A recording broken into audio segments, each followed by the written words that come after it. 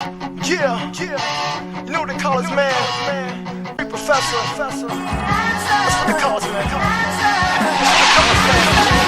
Yeah.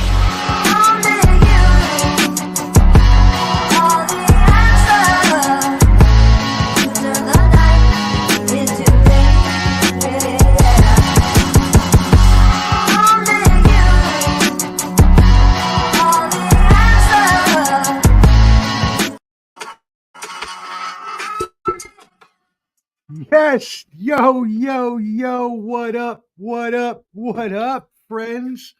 Welcome, welcome to the premiere episode of The Mind of the Professor.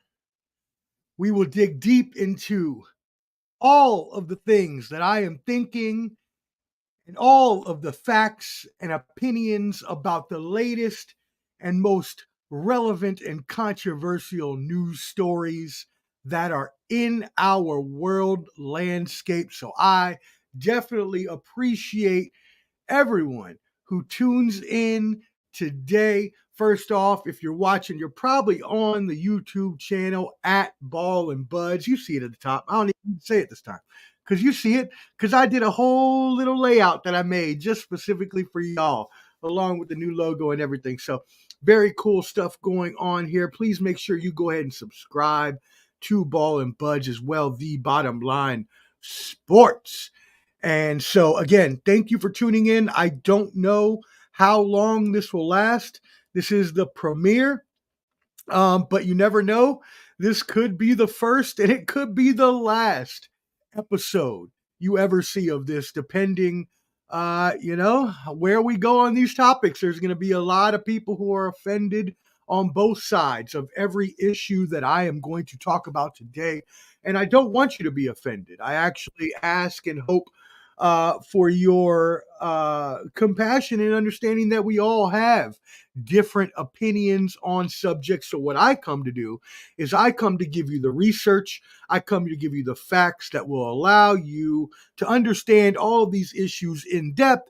And then I'll give you my point of view, which will usually come from both sides of the issue. And today, for sure, they definitely will. So today we are going to talk about a few different topics. First, we're going to touch on this NCAA lawsuit, the amateurism, the death of amateurism, the antitrust lawsuit that's been going on. We're going to touch on that. And I got a few words, more than a few words for the NCAA. Second, we're going to talk about this story. There was a CIA agent that came out last year, John Holmeston, who claimed that the CIA used gangster rap and other tactics to infiltrate minority communities to destroy them from the inside. So you will hear my personal perspective, being a person that has come from that world and has worked with many of those organizations and knows a lot of things, and also has done a lot of research, let's say, on a lot of these different topics. Excuse me,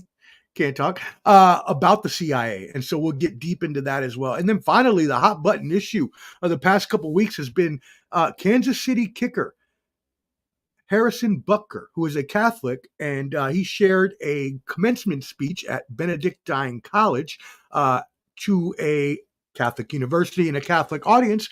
And so you'll get my point of view, not only being someone who is obviously in the secular world. And as many of you know me, I love to do many of the worldly things that are done, but at the same time, I am Catholic. So you will get my point of view. And not only am I Catholic, I spend a lot of time with a lot of people who believe a lot of those things. And not to say that I completely believe, because I do not ascribe to everything that he said.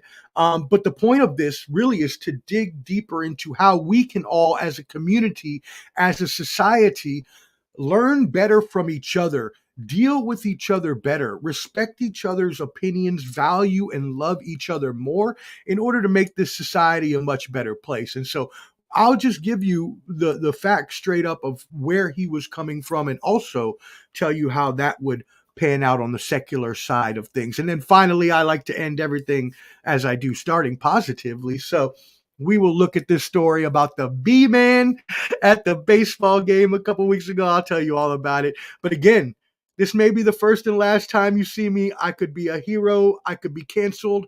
I may even be assassinated, depending if I open my mouth too much on some of the things that I know. So let's just hope none of those things happen and I see you again. But once again, I welcome you to the mind of the professor. Before we start, I would be remiss if I did not give a solemn thank you and prayers to all the families, the Gold Star families, all the families of all our veterans and heroes that give me the freedom to get on here today and speak out of my mouth, even though I may not deserve that. All of my military and veteran brethren. My father, my grandfather, both Army. My mom works for the Army. I was Air Force. My friends, all of my friends that were with me in the military, and everybody that were our friends that may, and you may have them as well in your family that may have passed away. We remember them on this day. We thank them for their service and thank them for that ultimate sacrifices. We wish everybody a happy Memorial Day. That being said, let's kick this bad boy off, shall we? So, first things first, huge news in the sporting world. Obviously, that's where I got my start from. You see me on the Bottom Line Sports every Tuesday, 8 p.m. Shameless plug. And you see me on a lot of other sports shows.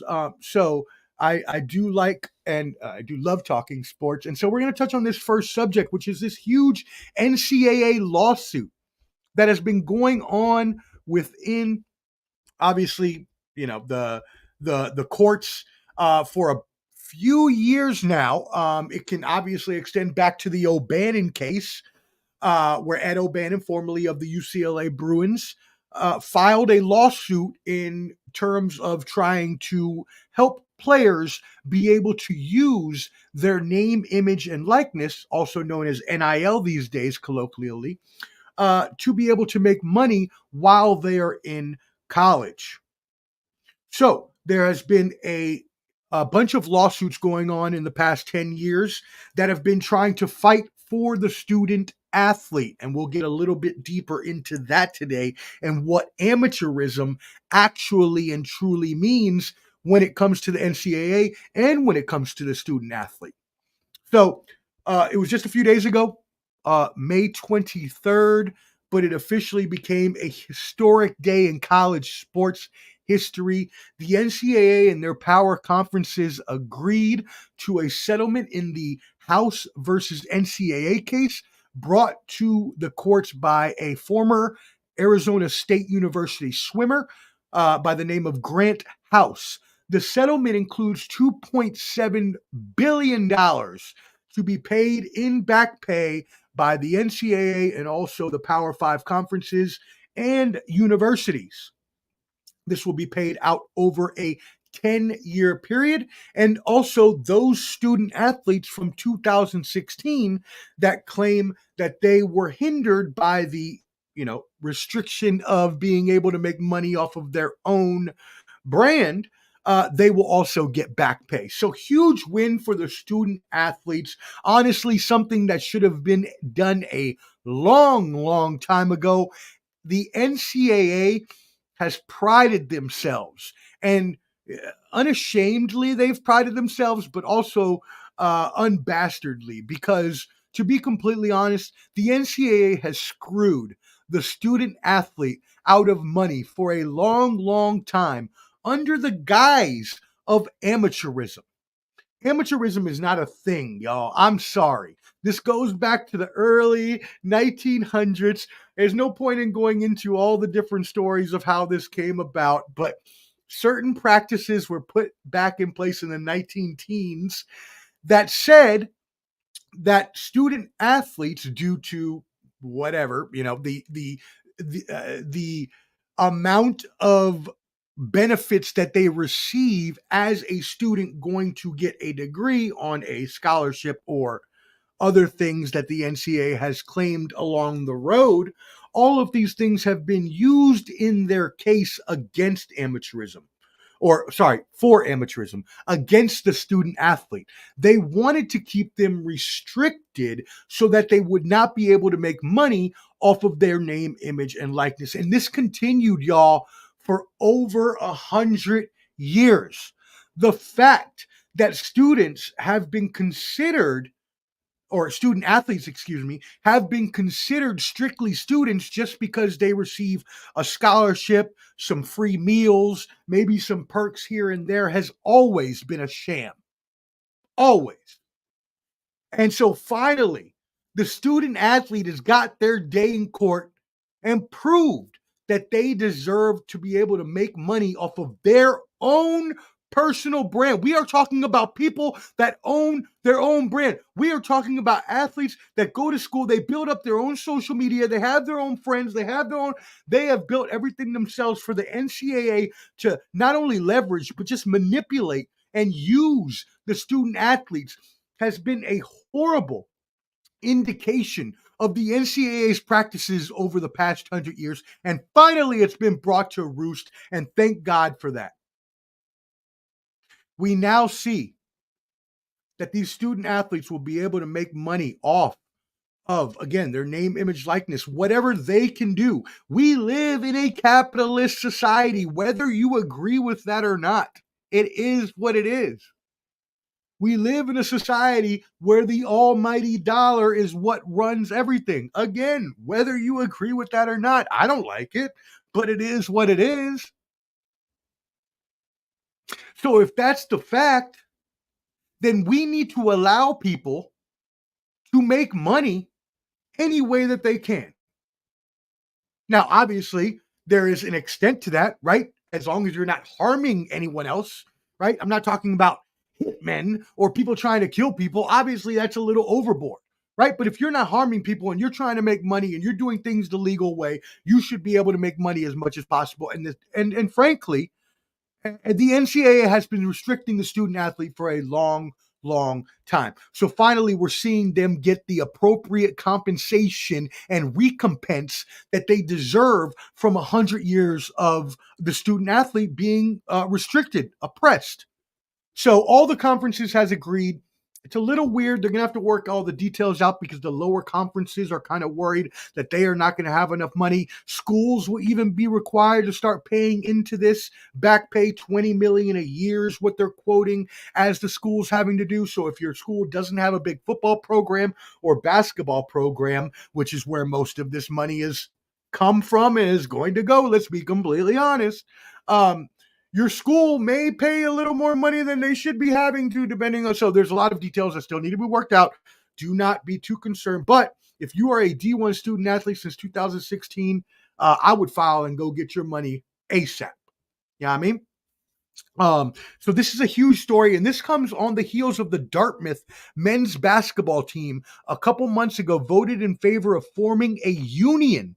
This has never been heard before in actually being accepted. The Northwestern football team did this a few years ago, but it was denied. Dartmouth was able to do it because they are a private university. So whereas Northwestern was public and they were unable to do this as a private university, Dartmouth students were allowed to make this happen. Now, how far does this actually go? It's under review of the National Labor Relations Board, the NLRB. But it needs to go somewhere, because if you're now going to start paying student athletes, which they totally deserve to be paid, then they need a union to protect them. If there's going to be collective bargaining agreements, if there's going to be things that are happening into the future where students need to have a say, they need to be protected. They need to have lawyers. They need to vote on council. Who's going to be the vice president? Who's going to be the president? And that's tricky when it comes to NCAA, because you have student athletes, college athletes that are graduating every 4 years or so, around there, depending how long they go to school for. So now you're going to have to transition that to new people coming in every few years. It's not like the NBA or the NFL where you can have someone stay on the players board for 15 years like a LeBron James has. Right? So what's the big picture here? Well, the big picture is that the NCAA is finally coming to roost. The NCAA as an organization has been corrupt to the bone. Okay? They have completely and utterly screwed everyone out of nothing but making more money for themselves. And finally, they're being brought to task. Honestly, I wish they had to pay a lot more back. I really do. Because they've screwed student athletes for a long ass time now.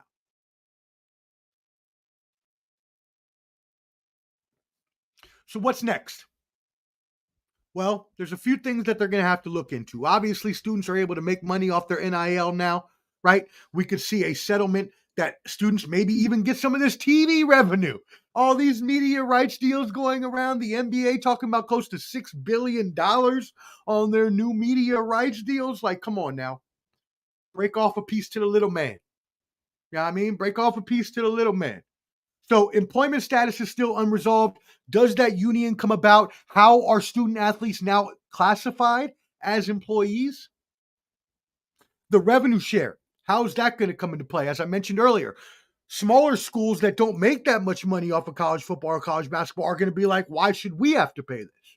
So again, things still need to be figured out. But the fact that we are finally bringing the NCAA to task for what they have done wrong to these student athletes is a blessing for them. And I, for one, support it to the fullest. So, if you are a student athlete, again, since 2016 and you played, they're only doing Division I. I apologize to you, Division II, Division III athletes. I know you worked hard. I appreciate your effort. But it's only for Division I. Please go claim that money. Go get part of that. Those are billions of dollars just waiting. And not to mention, if you look even deeper into these things, which came about in my research for Storyline Sports, shout out Detroit Mel from IOW on our new show we're working on. But we did a lot of research into this, and it goes a lot deeper. Private equity is now coming into college sports, y'all. FSU, for instance, Florida State University, has been talking to Redbird Capital and Weatherford Capital and 6th Street equity giants for private equity investments. And this is going to be coming to all of your schools. So if you thought free agency and the transfer portal and all that was really what it is. And we live in a capitalist society again, and they deserve to make their money. So by all means, please go get your money. Now, will this cause issues? We got to look at both sides of it, y'all. We got to look at both sides.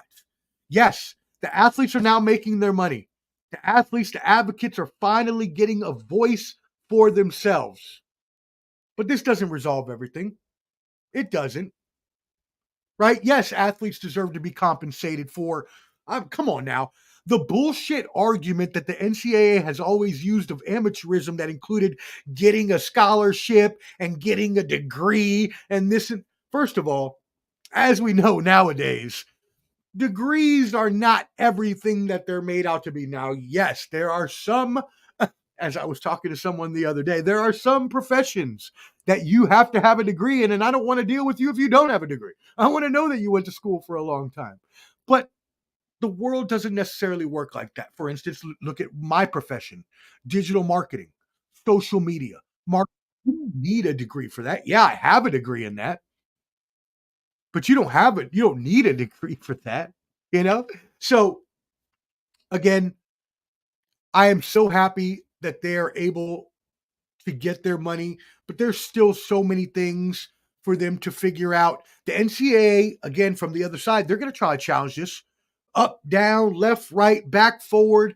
The Notre Dame president, John Jenkins, already came out and said this. Listen to this, what he said.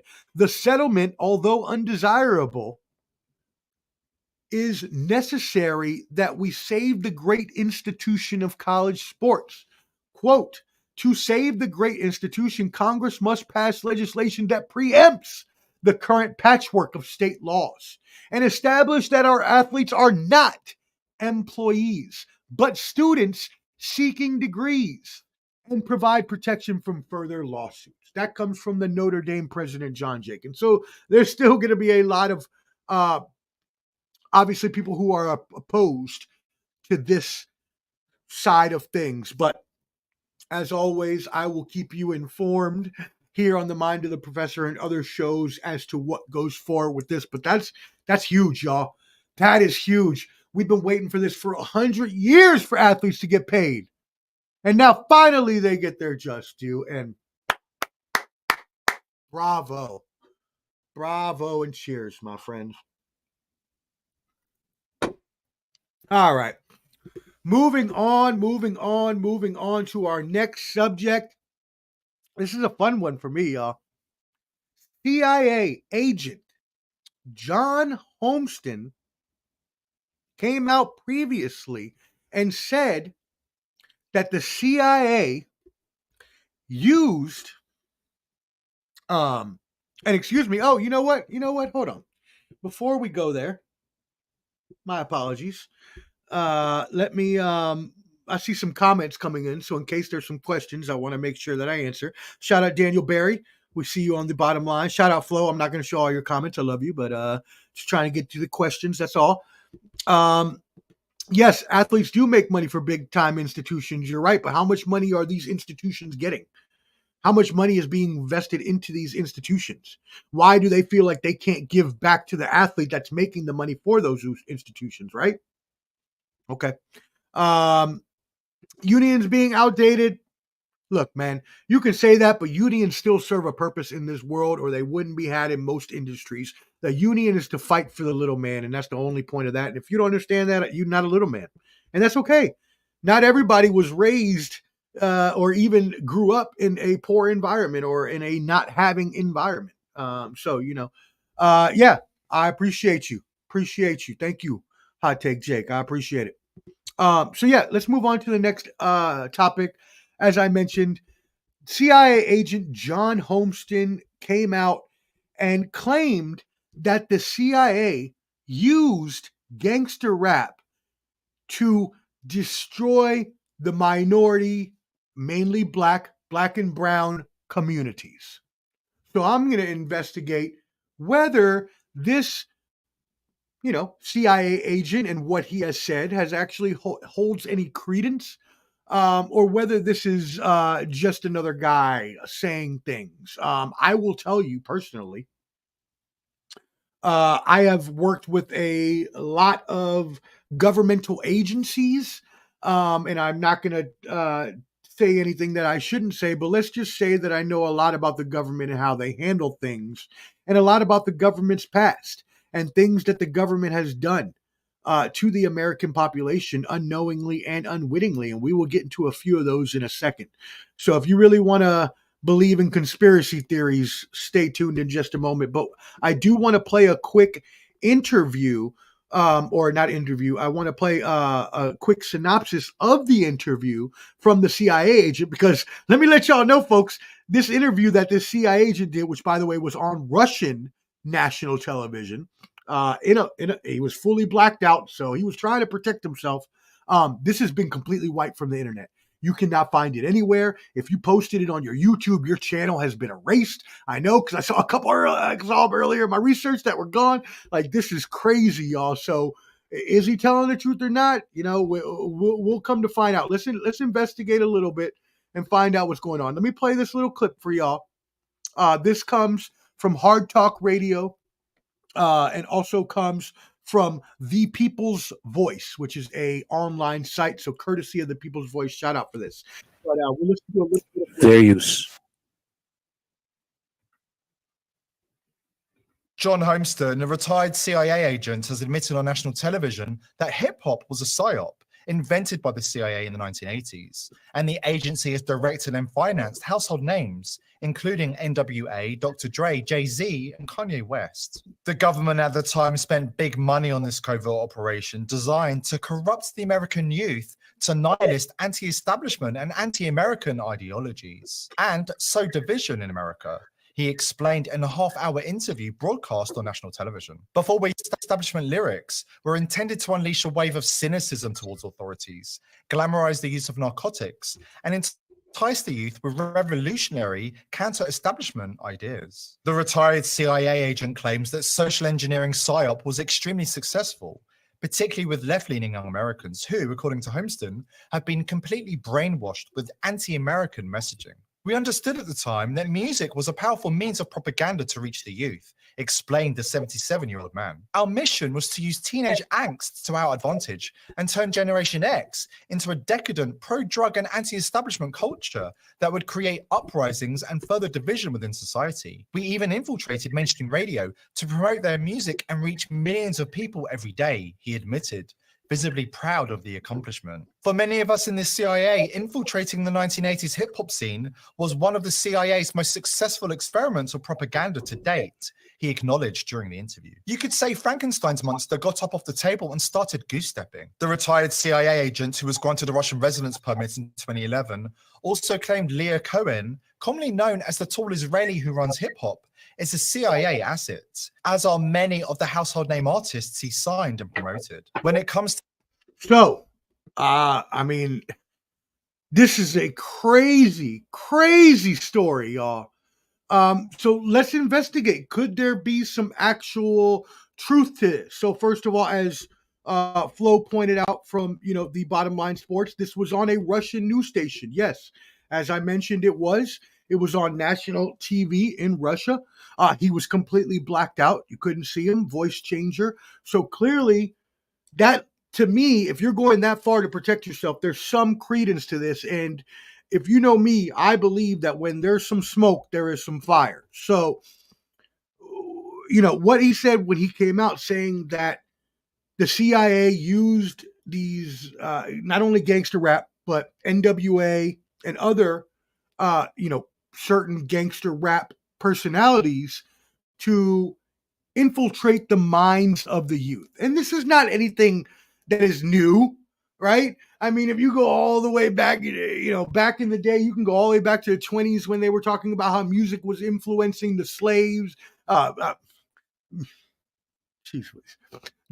music that was created by the slaves was influencing Black people to be able to progress and bring their freedom. You can go to when Elvis was perpetrated for stealing Black music and using it to, influence the youth. You can go even further to when they talked about the hippie age or the, disco era and how that music was used to infiltrate the public into drug use, which came after the whole LSD, which, by the way, we're going to get into that in a little bit as well. But CIA introduced LSD into the population, and that is proven fact. So when you look at these number of things of how they have used music in the past to try to influence people into certain things, it's not far-fetched that this could be a true statement by a CIA agent. And it doesn't matter, if you're Black or white when it comes to this subject, because if we're to be completely honest about this, the majority of people after the 90s into the early 2000s, and even the early 90s after the 80s, obviously, most of the people that were buying these records, most of the people that were buying hip hop were Caucasian youth, right? So if and this is, again, you're going to hear me cover both sides. I'm looking at things from all sides, but if you're looking at it from the this is false side, well, then if they were trying to destroy only minority communities, did they really do that if most of the people buying it, after were Caucasian? Now, what other credence does this hold, though? Because let's go back a little further to that same time that we were talking about with the NWA. And let's just hear really quick. I'm going to present for you what Ice Cube had to say on this same subject. So Ice Cube was actually on a podcast on Bill Maher's show, Club Random, and he did he did ascribe to the people that own the prisons, own the record labels, are the same people that have money and stock invested in the profit for private prison system. I didn't want to Peter Piper myself there, but if you've known this country for a long time, if you've known, the prison system and why prison was invented in the first place, which was to, to be completely honest, keep minorities, especially blacks, oppressed and out of society. And these are for-profit prisons. And most people don't understand that most of the, not most, all the prisons, 90% of them actually is the number, are for-profit. And so they're making money off of anyone that they put in jail. So we need to keep these things in mind when we are actually, evaluating the facts. So let me go ahead and play this for y'all real quick, and listen to Ice Cube and what he has. Very common if we really go down to the root of it. Could not agree more. Yeah. But you said it's being done to divide us. Okay, by who? Who's doing it? Well, who benefits and profits off our bickering in our division? You know, Who? it's like follow the money. I don't know their names, but if you follow the money, you go high enough, you start to see, okay, this is an industry. Okay, let's take rap music. Let's take Okay. it. Same people who own the labels own the prisons.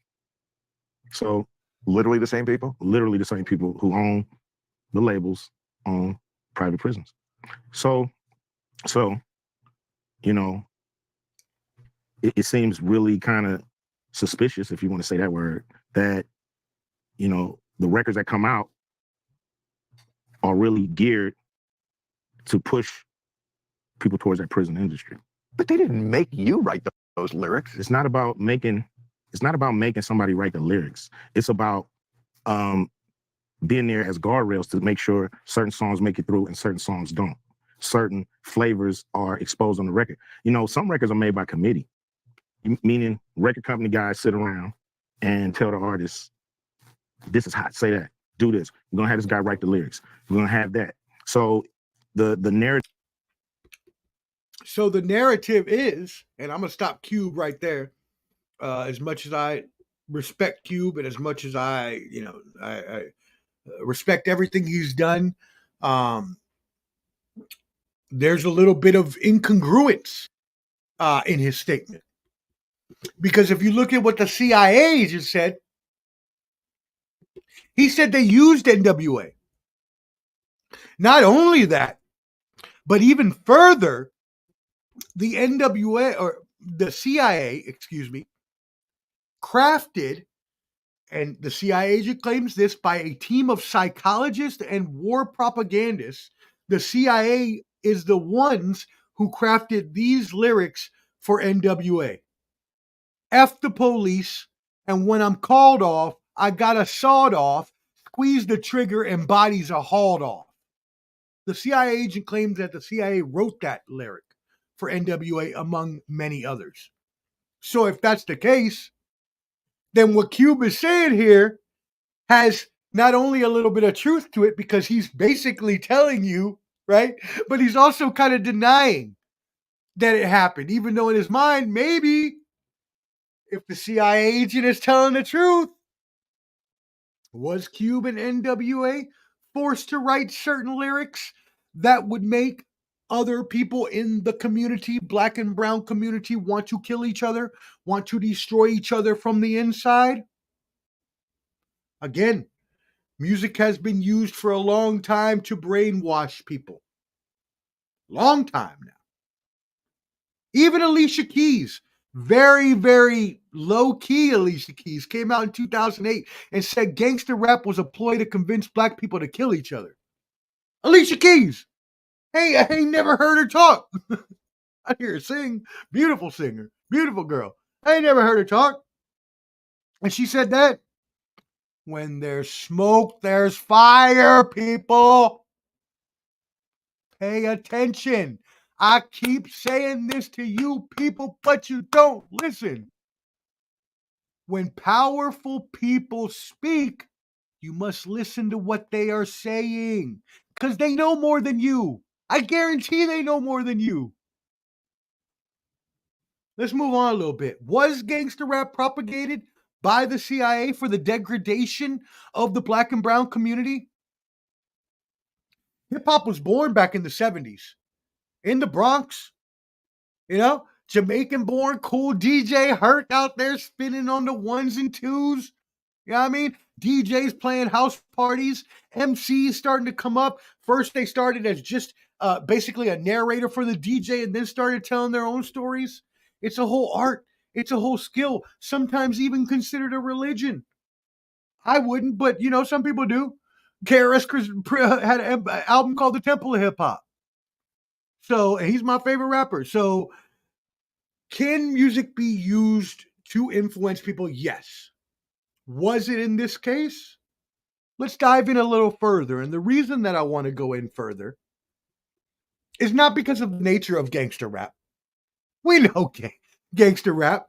If you've heard NWA, if you've heard any of the other groups that have or artists that have been involved in so and so called gangster rap, you know what their lyrics are about. I'm not about to start quoting them on here or anything like that.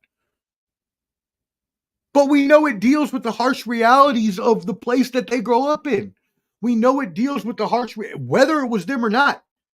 I mean, when you look at it from both sides, there's people on one side that say, okay, well, Dr. Dre was part of the world-class Wrecking Crew beforehand. That was a disco group. How he all of a sudden become a gangster, right? Apparently none of them were, except Eazy-E was the only one in the streets. But apparently Eazy-E was the biggest one infiltrated with the government, which is why he even got invited to the White House. Do y'all remember that? Anybody remember when Eazy-E was invited to the White House? And then a few months later, mysteriously died of full-blown AIDS, which he didn't even have 2 months before. Huh.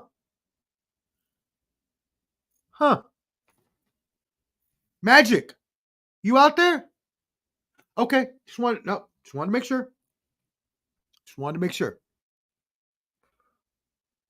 When powerful people speak, you listen because they're trying to tell you something. And the fact is that not only music has been used to influence the youth, but why don't we just go even further with it? Why don't we keep going further? Huh?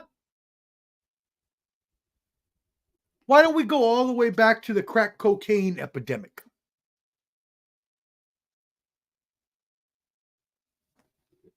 Are you telling me the CIA wasn't a part of that?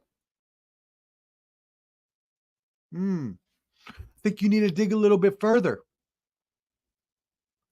Gary Webb of the San Jose Mercury News back in 1993, 1994 wrote a series of 3 articles that exploited the CIA and their ties to the Nicaraguan Contras and how the CIA was bringing in drugs or facilitating the movement of drugs, facilitating the movement of drugs from Nicaragua and other South American countries into Los Angeles and into these black communities in order to destroy. And we don't need to go into this, y'all. If you've been around long enough and you are any sort of person that has even thought about the inner city. Now, I can't talk to any of my fans or people who are watching now from the suburbs or maybe have never known about black culture, but there used to be something called the crack cocaine epidemic back in the 80s, right? And it was so substantial that all of a sudden, crack cocaine became an epidemic in the inner cities. And I'm not saying that was the only place that people did it.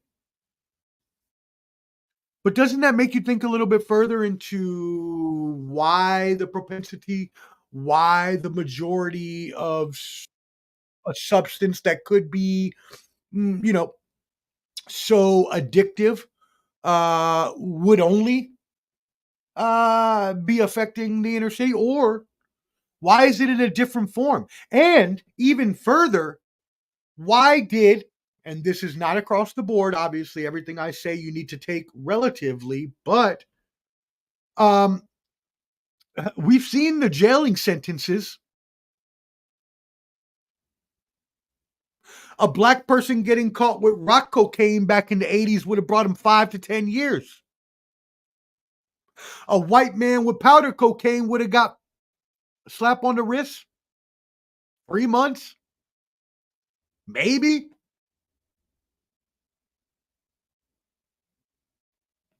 But why would this be true? Why would the government want to destroy the black community from the inside?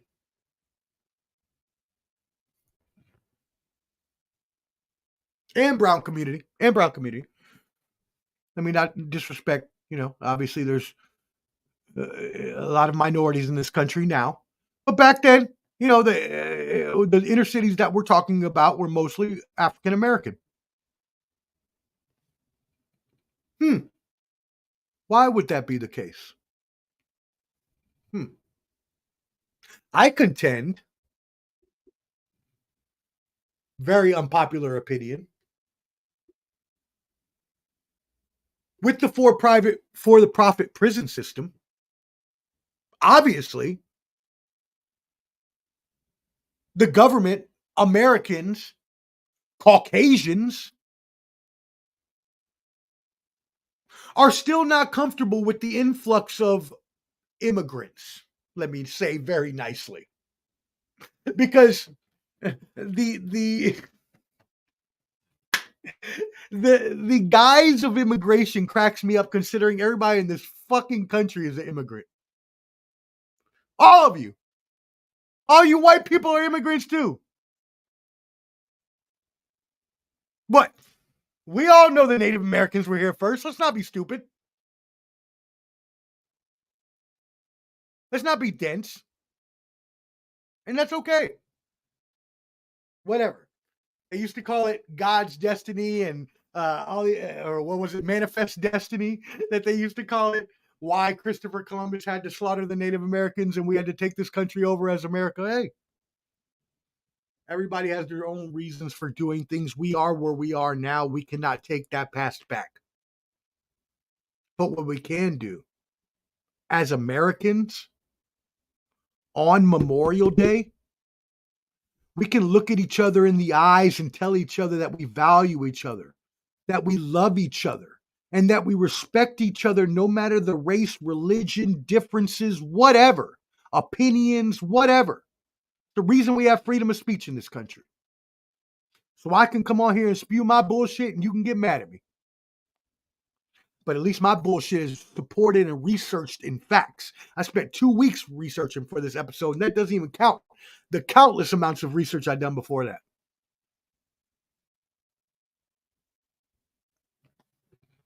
Why? Go back even further. Y'all think I'm joking. Go back further. What about MK Ultra? What about MK Ultra? When the CIA introduced LSD into the country on unknowing and unsuspecting American citizens for the purpose of bettering ourselves at war, for the purpose of bettering ourselves from getting secrets from foreign enemies. We drugged our own people and didn't tell them. You don't think that's fucked up? Let me tell y'all, look, I know, I get it. Some things I may be saying right now may be a little confusing. They may even be a little hurtful. You may think, I can't believe that the government would do this to us. But please believe, I have not only been in the government, but I've been in a lot of those deeper worlds for a long, long time. And I know a lot more than most people on these subjects. And the fact is that the government has an agenda, no matter who it is.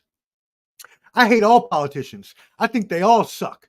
The left, the right, I think they all suck. I'm an independent. I hate all politicians. I think they're liars. I think they're snakes and a cheat. Woo! Shout out Francis. But you know what? Again, they control shit. Start listening, y'all. Let's think about this. The United States now has a incarceration population of 1.23 million, and that's in prison. If you count in jail, where is added 6 to 7 million people per year in and out, think about that. Think about that. 1.230 is 0.45% of the population is what I calculated. Less than 5%.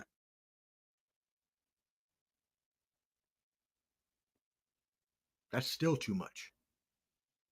Do other countries have that much population of their people in jail? No. Believe me, we have the most. I did a lottery. Believe me, we have the most incarcerated people by far. By far. Russia's next, if you wanted to know who's next. Russia. Which does not surprise me at all. But Russia has half. Half. Russia, a communist state.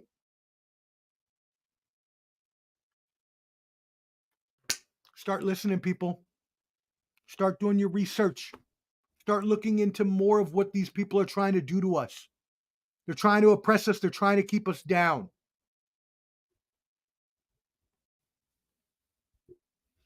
Let me cite a couple more stats on this before I move on, just because I think it's very important that you all hear these statistics about not only the prison population, but and I was going to go a lot further. I really was.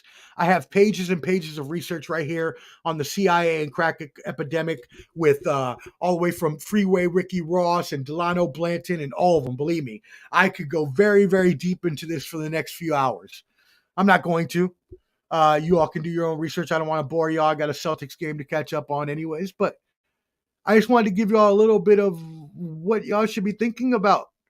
What y'all should really know is going on in your community, in your lives, when you don't even have a clue it's happening to you. This drug trafficking on our community has been happening forever. At least 30 years. 30 years. MK Ultra was in the 50s, so at least 80 years.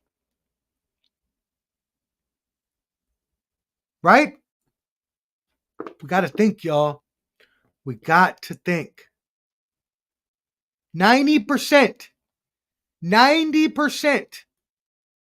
as I mentioned, of the core civic of America, which is the main jail prison owner, for profit, right?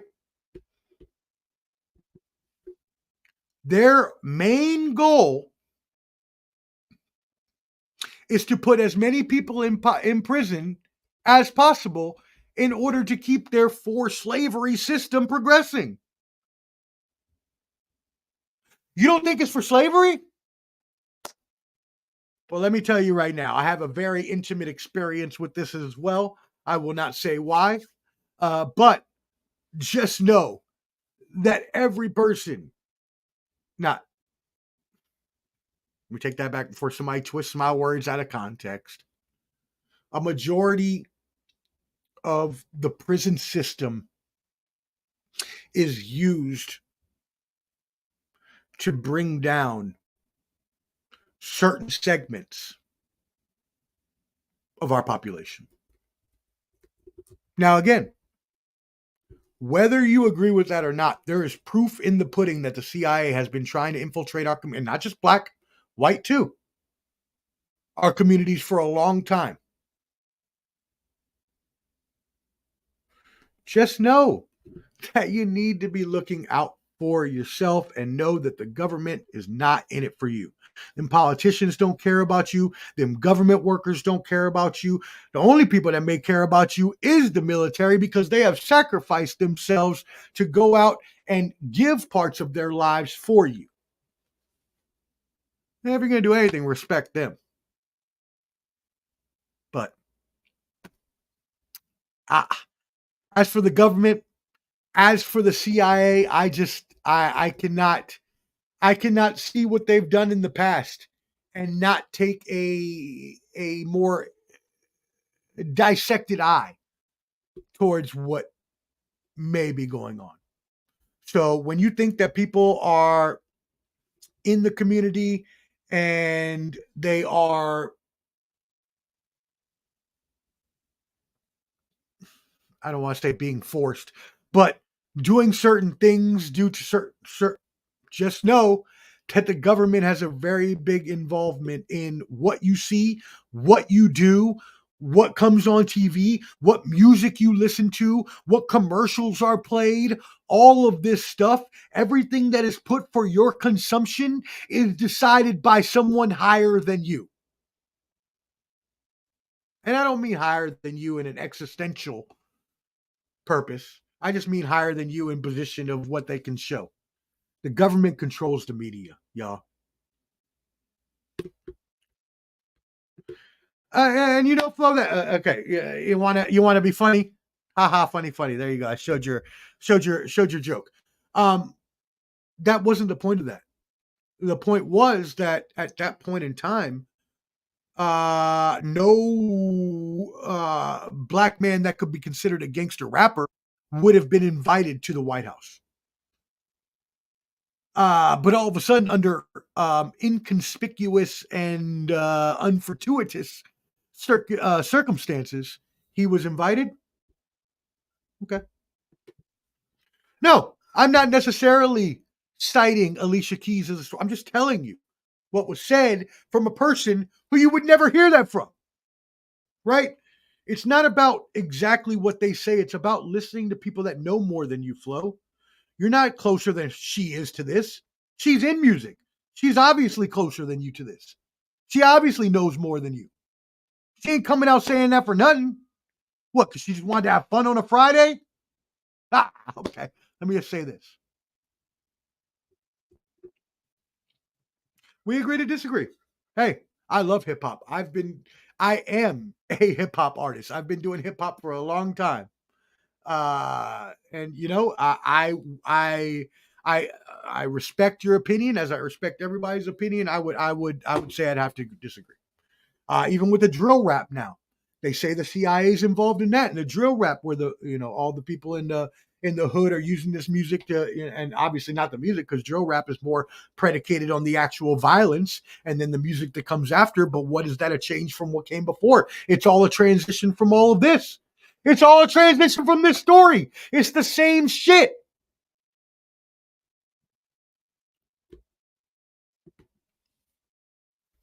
You're right, Dad. I don't mean every government worker. I should take that back. That was a little broad of me. Not every. I was a government worker. I care about people. You're right. I mean the people that are in power that make the decisions that are less favorable to these people in these circumstances. Go back and look at MK Ultra, y'all. That's all I gotta say. Go back and look at the crack cocaine epidemic. You can't be telling me that there's not weird things happening there. And again, where there's smoke, there's fire. I will always believe that. Always. And you won't be able to convince me different. All right. Let's move into our last subject of the day. This is going to be, a little controversial, even more so because of the fact of where I stand as a person. I was raised Catholic. My family is Catholic. I'm Puerto Rican. Obviously, most Puerto Ricans are Catholic.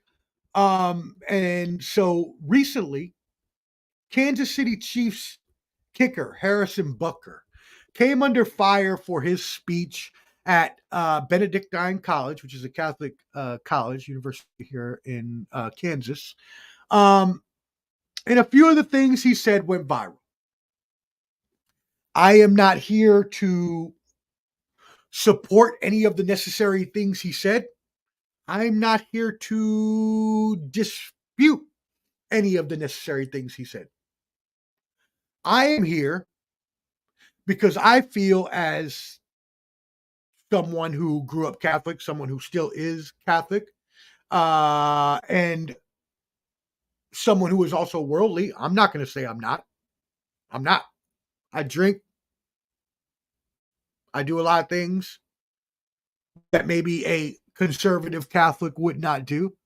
But I still very much am so Catholic. I go to church every week. I even volunteer at the church, and I go to meetings on Saturdays with a lot of conservative Catholics, which is why I think that I have a great opinion, not a great, a in-depth opinion on this, because not only do I stand in the middle, but if I'm to be honest, Most of my friends are on the secular, worldly side, whereas my religion is on the Catholic side of things, the more conservative side of things.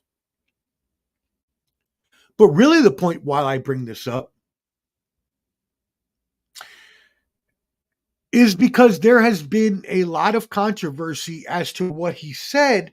But the problem is that the internet itself is a cesspool. Let's just get that out there right now. Social media is a cesspool. Don't let your children on there. I teach social media, and I will never let my children get on social media until I can't stop them anymore. Social media is a cesspool. But it's also a place where a lot of people give their opinions. And one thing that I do is I respect everyone's opinions. I may not agree with you, and I'm not going to agree with both sides of the story here. But I still respect your opinion as an individual, as a human with rights, with freedom of speech rights. I respect you. So as I respect Harrison Butker and his opinion, and as I support some of the things he says, I don't necessarily ascribe to everything he said. I don't subscribe to everything he said. And while I am worldly, I'm not going to lie, I'm a sinner. Who am I fronting? I ain't fronting. I'm drinking a little right now. I had a little sip of some drink right now while I'm talking to y'all. So I feel that I have a very good insight into both sides of the aisle, so to say. Here. Let's look a little into more of what he said. I'm going to look into the two most viral comments that came out of this speech. The first being that Harrison Butker said, "It is you women who have been told the most diabolical lies. Some of you may go on to lead successful careers in the world, but I would venture to guess that the majority of you are most excited about your marriage and the children that you will bring into this world. In a society that values money, clout, power, and markers of worldly success, the vocation of stay-at-home mothers is not truly valued and many times minimized." Y'all, this was taken off to be the worst thing in the world. And look, do I think that every woman needs to stay at home and be a homemaker? And no, not at all.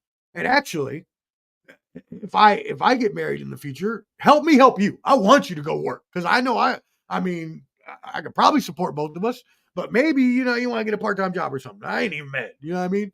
But if you want to stay home, I'm gonna support that too, right? As my wife, I will support what you want to do. So there's no taking away from women who want to aspire to be great in their professions. Please go and do it. Be as awesome as you can. Even Harrison Butker's mother is an engineer and physicist and works at a college. So obviously, he wasn't talking about women being bad for doing that, or he would be talking about his own mother. Those comments were taken out of context. And while I can see how they were taken out of context for how he said it, we need to also understand he's talking at a Catholic university to a Catholic audience. He's not talking to the LGBT community. He's not talking to people that aren't religious. He's strictly talking to people who are religious and are Catholic and who are raised with these values. Check this out. See, I got my cross, obviously. Jesus, we love him. He's the best. What's that? That's a miraculous medal. That's Jesus's mother. I wear that for protection. We don't worship her. We adorate her. We love her. We pray to her to pray to Jesus for us. Now, does that mean you can't go straight to Jesus? Of course you can. Please do. But the point is that in the Catholic Church, motherhood is everything. Mary, the mother of Jesus, is considered the most important part of his birth, his life, and everything. If she would have never said yes, it would have never happened that Jesus Christ became who he was. Also, the church is considered the mother of all of the Catholic community. So again, very important is motherhood, and he wasn't trying to denounce women going to get jobs. I mean, again, help me help you. Go work, please, if you want to. right? That's less money I got to spend. But if you don't want to and you want to stay home and take care of the kids, that's great. But in the Catholic community, maybe not the LGBT community, maybe not the secular world community, but in the Catholic community, motherhood is valued most. And that's what he was saying. Wasn't anything against his mom or against any of you women or against the LGBT community or against a feminist or whoever. He was celebrating his wife as someone who chose to do that, and that was it. But you need to understand where that's coming from. It's not coming from a place of hate or wanting to oppress women. It's coming from a place that women, as being mothers, hold the most important place in Catholic community and Catholic society. Let's look at the other thing he said, which is the 15 words out of the whole speech. But he mentioned the Pride community, the Pride month, and the LGBT community having their own month in which to celebrate themselves, which again, I am all for. Look, y'all, I'm not here to judge anyone. I don't ever judge anyone, and I don't think that you should either. Actually, Jesus said not to judge. He said, love everyone. So I'm going to take those words and go with that, because a lot of times the people in the Catholic community take the catechism. And what the catechism is, or the catechesis, is what was decided on by the Catholic Church as to what they believe Jesus meant and what he said years and years, hundreds of years before. So in my eyes, I hear what they say, but I go back and I say, did Jesus actually say that? If not, then I need to investigate a little further and figure out, is this actually what he would have meant? Or maybe they are taking it a little far because they have the power to do so. Man is infallible. There's people in the Catholic Church have been found to do some bad things, and they deserve to be punished. Man is infallible. I'm not here to follow man. I'm here to follow what Jesus taught. Love, respect, and care for your fellow man. That's it. If we all live that way, this world will be an amazing place. But we don't. And I'm not telling you need to follow. That's not what I'm saying at all. I'm just saying if we loved and cared for each other and respected each other more, then this world would be a better place. I get that from Jesus. Now, does that mean that the LGBT community is wrong or what they're doing? If you look at most religions, sure. I tried looking it up. I tried doing my research on it. I couldn't find an old-time religion, Christianity, Catholicism, Judaism, Buddhism, Hinduism. I researched them all, and I couldn't find one that said that homosexuality is not a sin.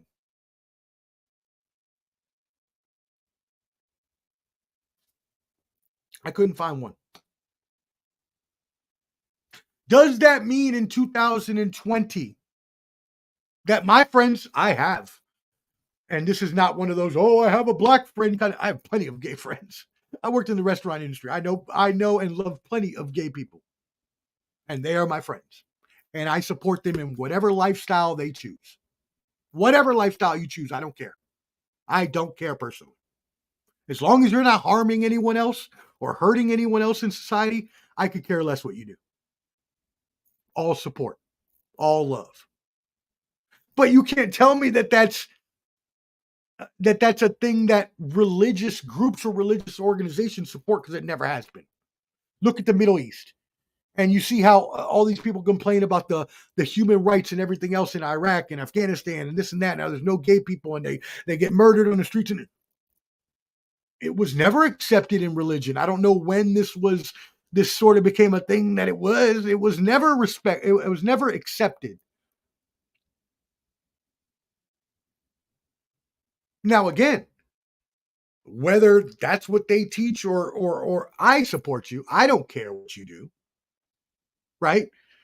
But at the same time, if you have your opinion, you can have a whole, Pride Month of opinions and festivals and everything, which, hey, by the way, do your thing. The drag bus goes by here every day and I see it and I wave to them. Hey, give them a smile, because I don't care. Whatever, have fun. Live your life however you want it. As Eminem said, marijuana was everywhere. Where were you brought up? But to say that someone else can't have an opinion when you can have your own opinion, my man was speaking to a Catholic university, to a Catholic audience. He wasn't speaking to nobody else. If you took that out of context or you took that bad, that's because you were looking for something. Now, I hope I have explained it a little better from his point of view and where he was coming from. Again, I don't ascribe to all of that, right? While I support some of it, there's some of it I don't, right? Like the Catholic Church is against IVF and surrogacy. I'm sorry. If a woman was not blessed enough to be able to procreate, I think that she should be able to go out and use science, what God gave us science, to be able to go out and procreate. Now, the Catholic Church doesn't believe in that because they believe you should not play God and believe if you weren't made to have a baby, then you're not supposed to. I cannot ascribe to that. I'm sorry. I believe that we are given science and things that can help us for that reason, and that God gave it to us for that. So I disagree with the Catholic community on a lot of things. Not a lot of things, on some things. Doesn't mean that I'm not going to be Catholic or anything like that. I like going to church. It's my place of peace. I find comfort with these people no matter what their opinion is. Again, I don't respect all of their opinions or agree with all of their opinions. There's been many times I've sat in meetings and heard, okay, well, if you vote for Democrat, then you're sinning and you're a sinner and you're not with the Catholic Church. Okay, that's fine. Again, I'm an independent, so I hate both parties. But I also, an unpopular opinion for some of you, I believe Trump is the Antichrist for all of us. You may be a Trump fan, and God bless you. Hey, there's a lot of them around here, right here in Nashville with me. And again, I support your opinion. I don't hate you. I don't like you any less. We can still be cool. We can still have a drink, whatever. But in my eyes, that man is the Antichrist.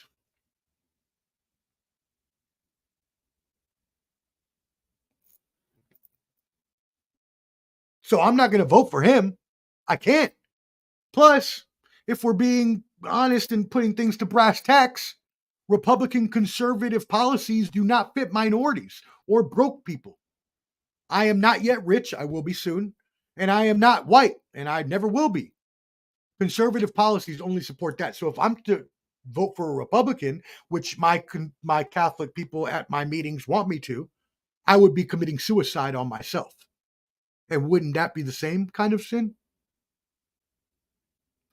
We got to think, y'all, but more importantly, instead of thinking, just respect each other. Respect each other for who they are. Respect each other for their opinion. Don't judge others. Love others and respect others. And we'll get on a lot better. Thank you for your patience. I hope I did not offend anyone too much. Again, if you were offended, it was not my intention.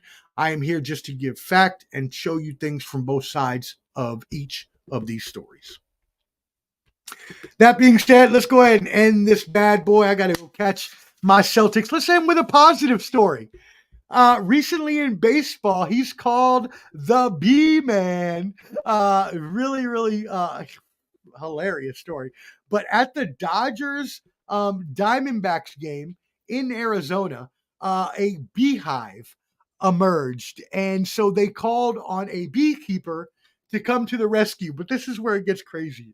So as he settles in, he's at his son's baseball game. His son is 6. He's having his final game of the season. And Matt Hilton is the guy's name. He's a beekeeper.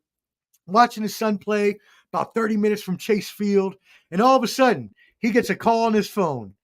The game has been delayed for 2 hours. We need someone to come help us with the bees. And there's I don't know how the bees got up there and they didn't recognize this for like how. It's like hundreds of bees, if you can see the picture. And like they didn't recognize the bees were up there. Anyways, my man drives to the stadium, 40 minutes away, jumps in his car. He's like a hero. He's like the Ghostbusters.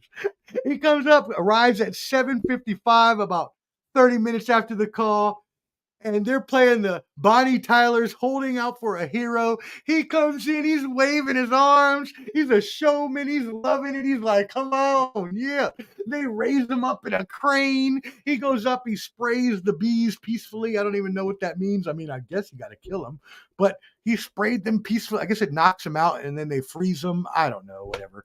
Anyways, he was given a standing ovation.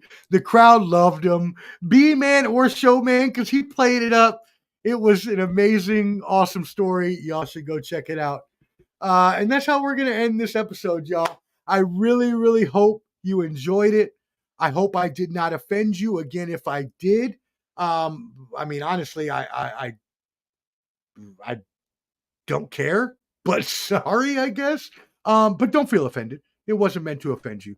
I just came to bring facts and tell you things from both sides of all of these stories. And I hope that my research, I hope that the hours and hours that I spent on each of these topics has brought you a little more insight. You make your own opinions. I have not made any judgments on this episode at all. Well, except for the NCAA, because they're pieces of shit. But I didn't make any other judgments anyways, because I want you to make your own judgments. I am your host, Omar, the Professor Fonseca. Again, I thank you so much. Happy Memorial Day. Love and blessings to all of you. I wish you all the best, to you and your families. And I hope to see you on again next time. Hopefully I don't get canceled or assassinated in the next few days. Hopefully I didn't give out too many secrets. But the next episode of this will probably be in a month. I'm thinking about doing this every 2 weeks or a month because it takes a lot of research to do these episodes, because I don't want to say anything incorrect or bad or something that, could get me in a lot of trouble. So that being said, again, thank you so much, y'all. I love you. Love and blessings. Omar, the Professor Fonseca. Check me out on The Bottom Line Sports tomorrow night, 8 p.m. Eastern, with my boys Flo, Canteen, and Hot Take Jake. And as well, this Thursday, catch Clubber D, the Combat G, and myself for our Combat Sports Special number 18 for UFC 302. That being said, y'all, I love you. Peace. Blessings. Yeah. You know what they call us, man? Big Professor. That's what they call us, man. That's what they call us, man. Yeah.